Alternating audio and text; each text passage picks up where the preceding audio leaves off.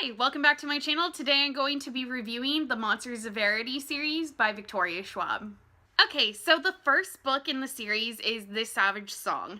I really love This Savage Song. I give it a solid 4 stars on Goodreads, which for me the scale on 5, 4, 3, 2, and 1 star reviews is 5 means I loved it, 4 means I liked it a lot, 3 means I like it or I appreciate it, 2 means I didn't like it, and 1 means let's burn this book. I don't really do 1-star reviews, so yeah, I'm pretty generous, I feel like, with my stars. So I really love this book. There's 2 main characters. One's kind of like a hard ass, and the other one is such a sweetie, but has a tortured life, you could say. Has to do things that he doesn't really want to do, has to live a way he doesn't want to live. And you could also say the other character, who's very cold and sarcastic, she has also had a very rough life. So the setting of the story is basically, it is an urban fantasy.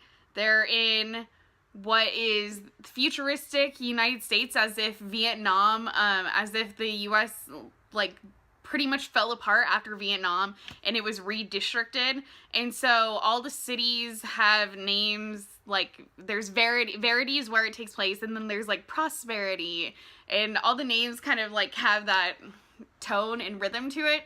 And so it takes place in Verity, and Verity has been infiltrated by monsters. There are 3 kinds of monsters that occur. There are Korsai, Malkai, and Sunai. Korsai, I believe, happened because of acts of violence. Malkai happened because of murder, and Sunai happened because of like great, horrible, usually like mass murders. You find out pretty much right away that one of our main characters is a Sunai. So they are a monster. So Korsai are very zombie-like. This is how I thought of it. Korsai are very zombie-like. Malkai are very vampire-like. And then Sunai are kind of unique. They have like human form, and they can play music to basically take souls of sinners.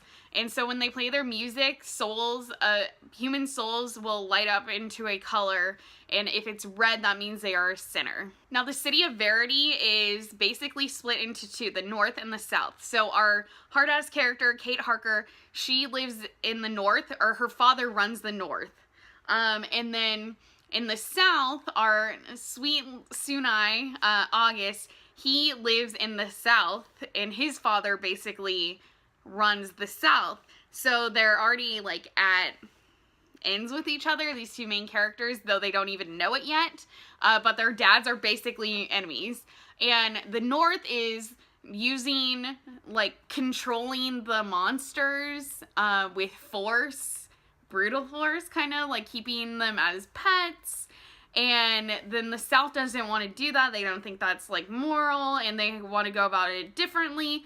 So there's this civil war going on basically between, or it's not even a civil war yet. It's just, there's a truce because of the monsters coming through.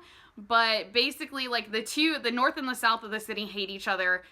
And on top of that, there's monsters coming everywhere. The north is more secure because they're more brutal, basically, at controlling the monsters. So basically, August gets sent to be a spy at Kate Harker's school. And then our story takes off from there, and I can't even like say more without giving away spoilers. I really love the dynamic between Kate and August in the story. I like the plot. I like the pacing of this novel, and overall I thought it was really good. Now, I had very high hopes for our dark duet. I really loved our 2 main characters. I couldn't wait to see them interacting again. I really just I loved This Savage Song, so I was excited. But this is a 3-star book for me. I felt like the story didn't really start for about 200 pages, and it's like a 500-page book. So for at least more than a third of the story, I was like, can we get on with it? There were characters introduced in the beginning to kind of show a deepening connection with one of the characters, and I just didn't. I felt like too much time was wasted on it, and even though all that time was wasted on it, I didn't really buy or care about those characters and her relationship with those characters whatsoever. I just wanted to get back to Verity, and I wanted August and Kate in the same place, and I wanted fighting monsters. Like, that's what I wanted to see, and for the first 200 pages, I did not feel like that was happening. I felt kind of bored, honestly. I was listening to it on audiobook, and I was kind of going in and out of paying attention. However, I will say I love this last third of this book. It was really action-packed. Then everything started to come full circle. I really enjoyed the last third. I will say it just felt like so much loss. Like, this is not happy. If you want a happy series, do not read this series. It is not happy.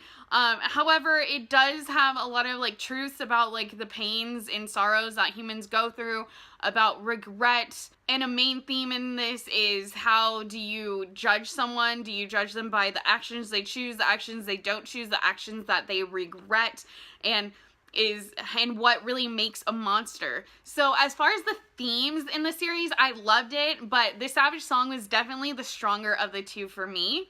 Basically, I would say if you like Victoria Schwab, or V. Schwab is her adult author name, I would give it a go. If you like sad stories, I would give it a go. Otherwise, I'm not sure if this would necessarily be for you. Alright, so that's my short and sweet review of the Monsters of Verity series by Victoria Schwab. I hope you enjoy. If you have anything to say, please leave some comments down below. And feel free to subscribe to my channel and like this video. Thank you. Bye.